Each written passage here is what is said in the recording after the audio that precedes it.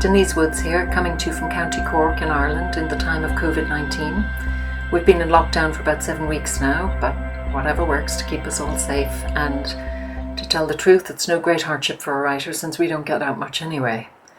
Meanwhile, most of us can't travel, but we do have the time to read, and what better way to travel than by picking up a book that takes you off to another place.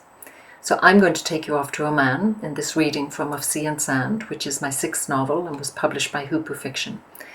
It's largely set in Oman, mostly, but also Ireland and Iraq.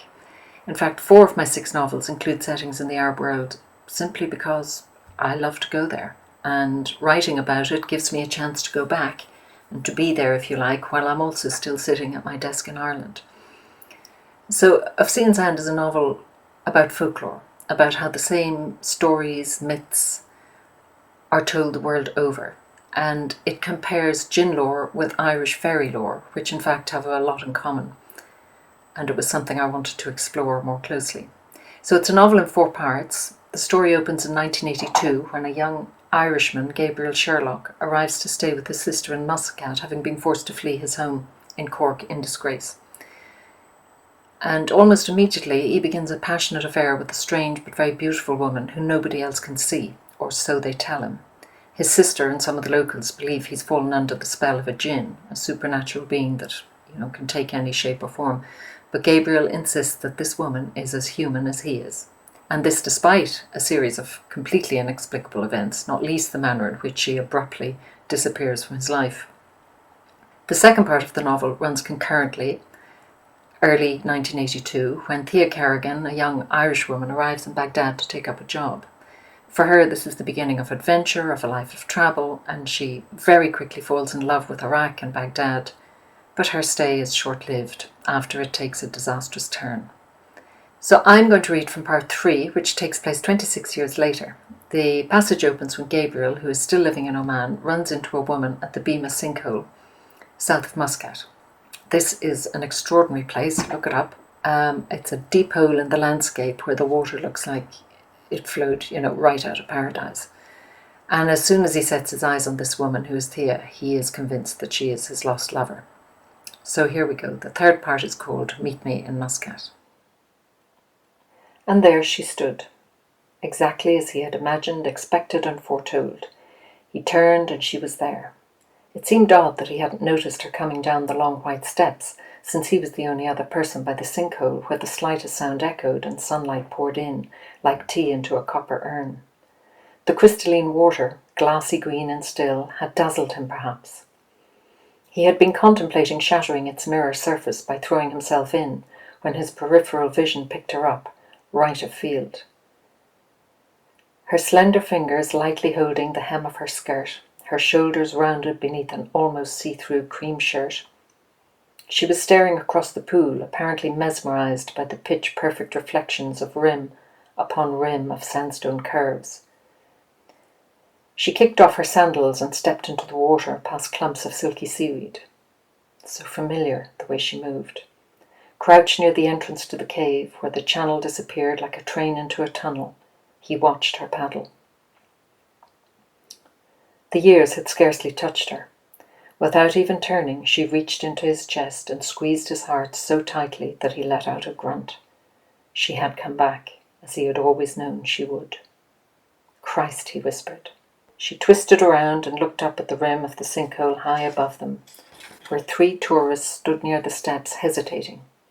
It was a long way down and an even longer way up, given the heat. No doubt feeling his eyes on her back, she glanced over her shoulder, saw him, but carried on paddling. He walked across the stones towards her, stopped a few meters away. She turned, smiled. Hello. Hello, you. The intimacy ricocheted. Her smile slipped into confusion. She edged away. Bringing his voice, his being, up from the depths, he managed to say, "What kept you?" She looked back. "I'm sorry?" "What kept you so long?" "I think you must be Not that I'm complaining," he added quickly, moving closer. "It's so great to see you. I think you're mistaking me for someone else." Their voices bounced around the buff brown cylinder in which they stood. He put his hands on his waist, smiling. Oh, come on, I've thickened out a bit, but I haven't changed that much, have I? I'm afraid I don't. Another glance up at the other tourists. Who was she with? What was she doing? How could she not recognize him, know him? Must be some mistake, she said, and stepped unsteadily away, avoiding the small underwater boulders which stood in her way. Ripples in multiple arcs set off from her shins across the pool like an eager armada. Distracted, she watched them go all the way to the wall beyond. A young Omani family was coming down to the water, but their little girl, about 6 years old, was stranded halfway, too nervous to tackle the vertiginous steps in either direction.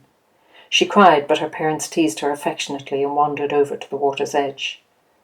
Unable to bear her isolation, halfway up, halfway down, Gabriel went over to the steps and up to her, offering his hand.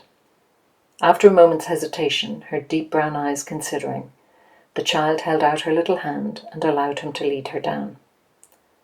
As he did so, the woman in the flowing skirt came past them with a cursory nod and made her way up the steps. As soon as the child was safely with her parents, he hurried after her. This required a change of tack, but he didn't mind. The rules had always been fluid. He didn't mind about anything anymore. The child's father called up to him in English, thanking him for rescuing his daughter. Not at all, he called back from the top. She'll be climbing Everest before you know it. The family's laughter burbled up from the pit. The woman had turned on the landscape path at the sound of his voice. Oh, you're Irish, she said. Yeah.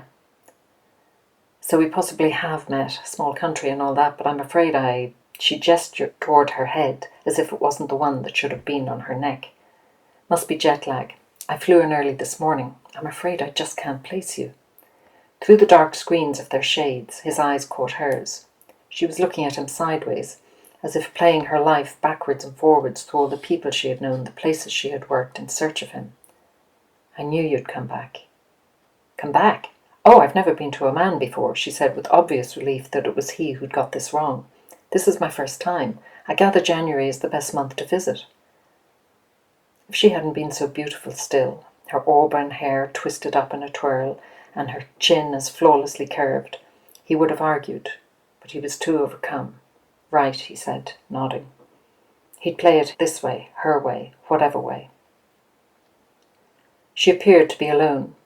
Reaching into her bag for her camera, she leaned over the rim of the sinkhole and photographed the water in a distracted manner. Then she looked at her watch and took a deep breath, a nervous breath. He tailed her along the path to the parking lot. Are you here on business? Holiday, with a friend, she added, then veered off to the restrooms with a dismissive, bye now. When she came out, he was leaning against his 4x4 chatting to her taxi driver, who had confirmed that she had arrived that morning. But where had she been in the interim, and why was she here now? Long-standing questions were finally, suddenly, within grasp of their answers. With a glance in his direction, she got into the taxi. He leaned over and looked in at her. See you around, he said, because he would. That afternoon at the Grand Hyatt, thanks to the indiscretion of her taxi driver, he found her in the tea lounge where she was sitting deep in a couch staring up at the perplexing centerpiece, a life-size bronze statue of a horseman with a falcon perched on his wrist. Newcomers always stared at it in this way, soon after noticing that, every time they looked back at it, another angle of the statue seemed to be facing them. They turned so slowly, the horse and the man and the falcon, that people didn't immediately realize it was revolving. Taking a seat under one of the canopies which aped Bedouin tents on either side of the entrance, he watched her, unseen. She kept glancing around the ornate hall, at the cream and gold decor, the broad staircase and the huge stained glass window, and seemed even more agitated than she had been that morning. Every time people came over from the lobby or up the stairs, her head swung around in jittery expectation. Who, he wondered, who? The Vietnamese waitress, wearing a long skirt with a slit right up the side, placed a cup and saucer, napkin and teapot on his table. Around him, men and women did business, their global conversations spreading out in threads, face-to-face, phone-to-phone, wireless to wireless, the world at work. Omanis, Gulf Arabs, Western women wearing Eastern modesty. Prudence also had dressed with decorum, he noted now, and had changed since that morning into a long-sleeved navy shirt and a straight linen skirt, with big earrings and silver bangles. A good look, elegant but funky. She had aged even less than he might have expected. It was so thrilling, so surprising to see her out in the world that his mouth was dry. He couldn't breathe, quite. He had always known he would see her again. Even so, he could never have been ready for it. Her phone beeped. She reached for it, read a text. Her hands were shaking. She was no longer composed and unflappable like in the old days. It confused him. All this confused him, but it didn't matter. Nothing mattered, as long as he kept her in his sights. She held the phone briefly to her chest before putting it back into her bag. "Hello again," he said, standing over her. Her eyes jumped up, but her expression flattened. Disappointment, clear as day. "May I?" he asked, sitting down. "No." She stood up. "I'm sorry, I'm meeting someone." She slipped past him, left the lounge, and headed off to the left in the direction of the ladies' room. He followed as far as the lobby, where he collided with a woman who, like him, had her eyes on the flash of Irish skirt disappearing around the corner. "Sorry," she said, and changed direction to follow it. Back at the office, he stared at the map.